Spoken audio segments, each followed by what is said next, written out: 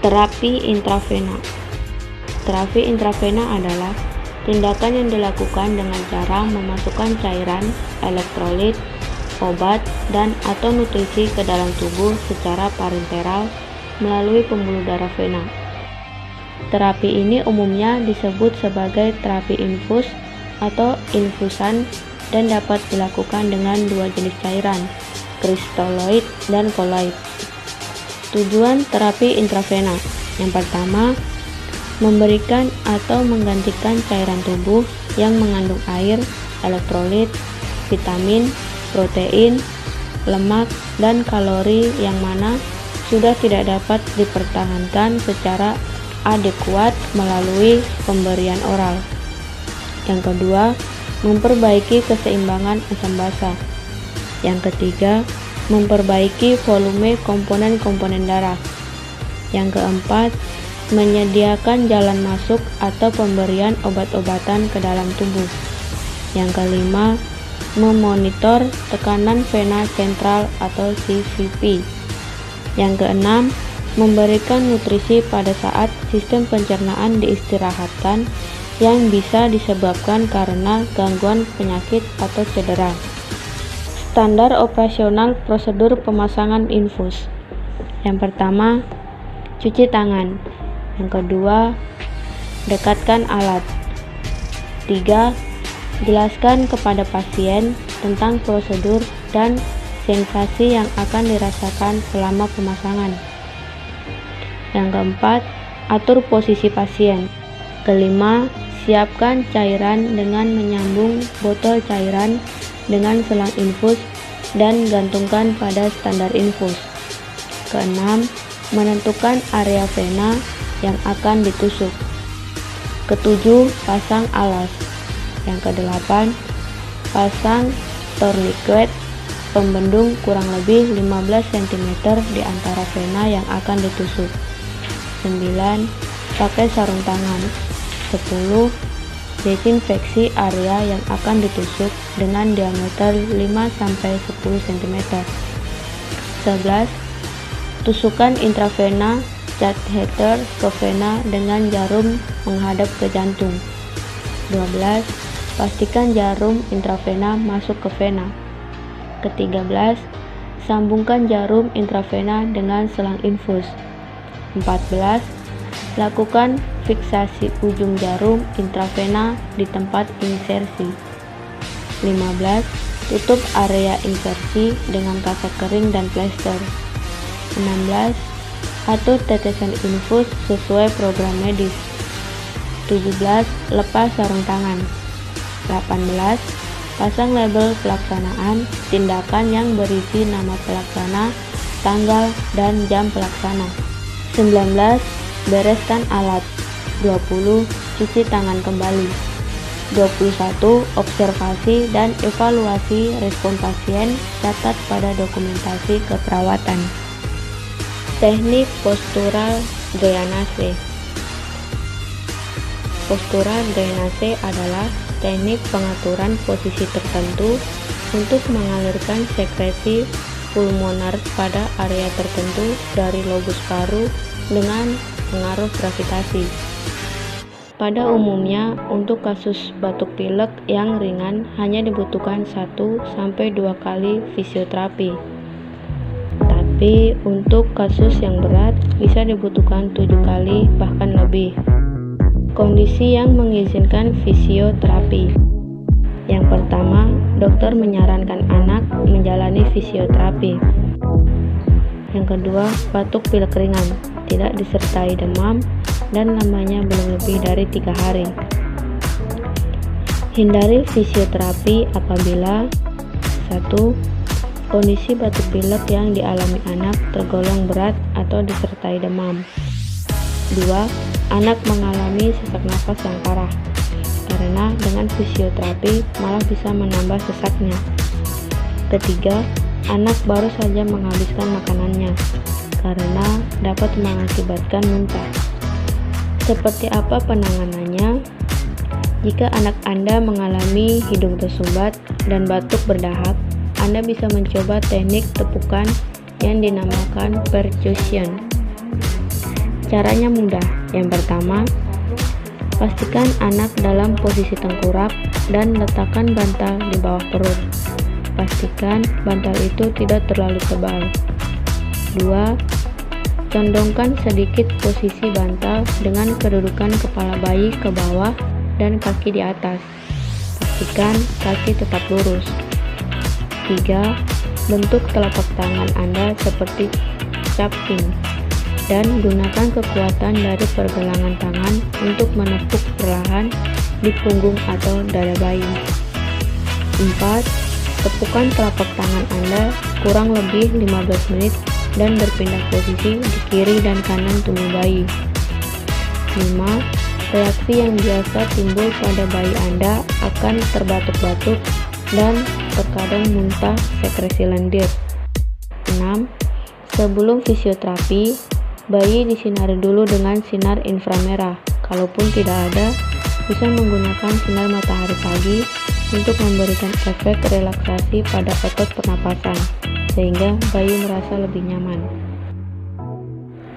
Terapi oksigenasi. Terapi oksigenasi adalah pemberian aliran gas lebih dari 20% pada tekanan 1 atmosfer sehingga konsentrasi oksigen meningkat dalam darah. Terapi oksigenasi juga diartikan sebagai pemberian oksigen dengan konsentrasi yang lebih tinggi dari yang ditemukan dalam atmosfer lingkungan. Teknik pemberian oksigenasi ada 2 macam, yaitu yang pertama, nasal kanul atau binasal kanula. Cara pemasangannya, atur posisi klien dengan nyaman. Hubungkan kanula dengan selang oksigen ke humidifier dengan aliran oksigen yang rendah. Beri pelicin pada kedua ujung kanula. Masukkan ujung kanula ke lubang hidung. Fiksasi selang oksigen. Alirkan oksigen sesuai yang diinginkan. Teknik yang kedua yaitu fase mask sederhana. Cara pemasangannya, atur posisi pasien yang nyaman. Hubungkan selang oksigen pada sunggup muka sederhana dengan humidifier. Tepatkan sungkup muka sederhana sehingga menutupi hidung dan mulut pasien. Lingkarkan karet sungkup kepada kepala pasien agar tidak lepas. Alirkan oksigen ke seluruh tubuh. Teknik pengambilan darah arteri. Sampel darah arteri digunakan terutama untuk pemeriksaan analisa gas darah arteri. Pengambilan sampel darah arteri lebih sulit dibandingkan sampel darah vena, karena pembuluh darahnya lebih dalam dan tidak terlihat atau teraba dengan komplikasi yang lebih berat. Prosedur pengambilan darah arteri. Yang pertama, siapkan spuit 3 cc atau spuit khusus untuk analisa gas darah yang sudah preheparinized. Jumlah antikoagulan 0,2 ml heparin. Yang kedua, bersihkan daerah arteri yang akan ditusuk dengan kapas alkohol 70% dan biarkan kering. Ketiga, posisi tangan hipertensi pada pergelangan di ganjal handuk gulung atau bantal kecil. Yang keempat, tusuk pada yang denyutannya paling menonjol dengan sudut 45-60 derajat. Yang kelima, hisap darah secukupnya lalu cabut jarum beserta sempritnya dan segera tutup ujung jarum dengan karet. Dan semprit dibolak-balik beberapa kali agar darah tercampur heparin. Keenam, setelah jarum dicabut, tekan daerah itu dengan kapas atau kasa kering selama 3-5 menit. Yang ketujuh, segera dikirim ke laboratorium dalam waktu kurang dari 15 menit atau letakkan ke dalam wadah pendingin dengan suhu 1-5 derajat Celcius untuk meminimalkan konsumsi oksigen oleh leukosit. Interpretasi analisa gas darah. Analisa gas darah adalah Tes darah yang diambil melalui pembuluh darah arteri untuk mengukur kadar oksigen, karbon dioksida, dan tingkat asam basa atau pH di dalam darah. Analisa gas darah umumnya dilakukan untuk memeriksa fungsi organ paru yang menjadi tempat sel darah merah mengalirkan oksigen dan karbon dioksida dari ke seluruh tubuh. Ada beberapa kondisi yang dapat mempengaruhi hasil pemeriksaan. Salah satunya adalah gangguan pembuluh darah seperti penyakit arteri perifer atau terbentuknya saluran abnormal atau fistula pada pembuluh arteri, baik yang timbul karena penyakit atau sengaja dibuat untuk akses cuci darah. Prosedur analisa gas darah. Yang pertama, sebagai langkah awal analisa gas darah, dokter akan mensterilkan titik pengambilan sampel darah, seperti pergelangan tangan, lipat siku, dan lipat paha menggunakan cairan antiseptik. 2.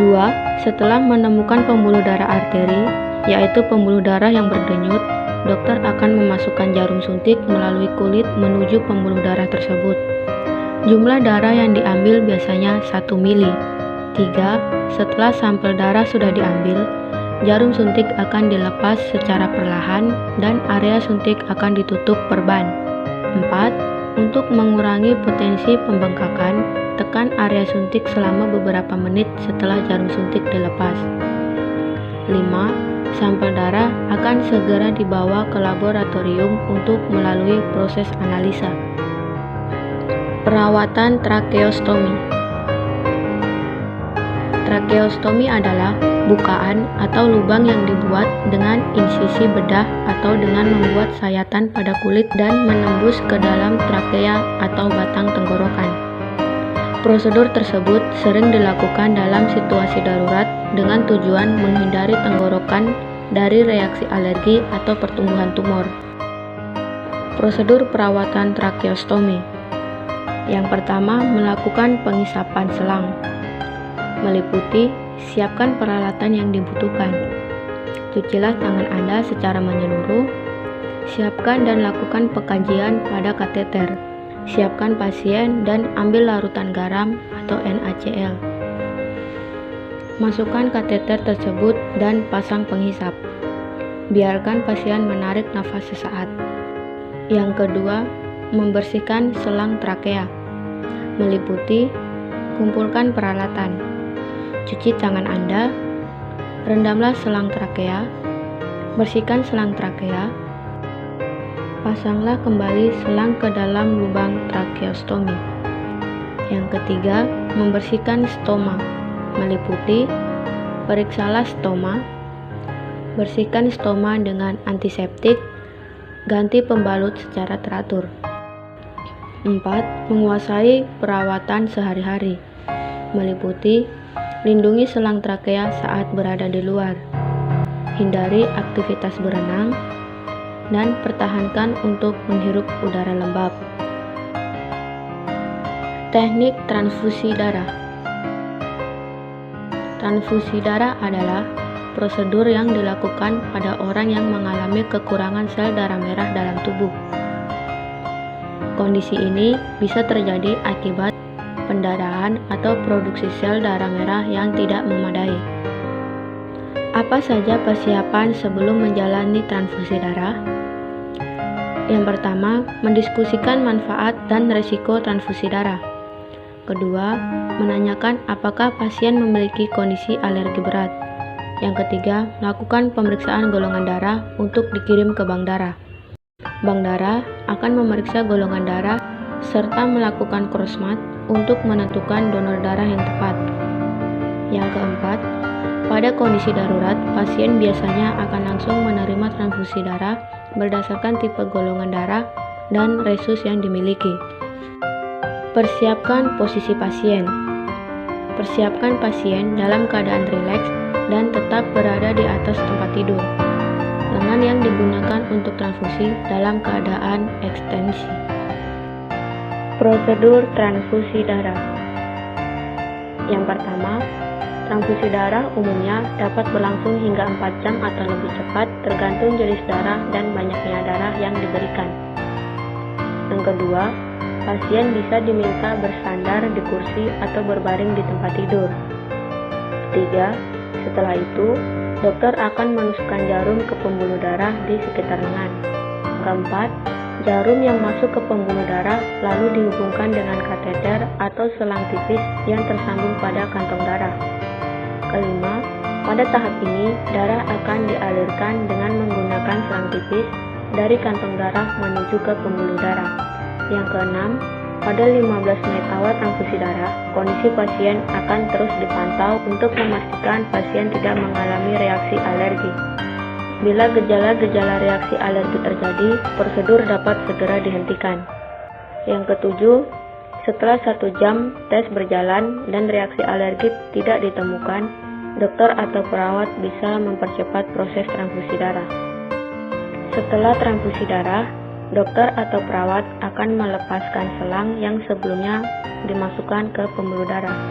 Kondisi vital pasien akan dipantau melalui dari denyut jantung, tekanan darah, hingga suhu badan.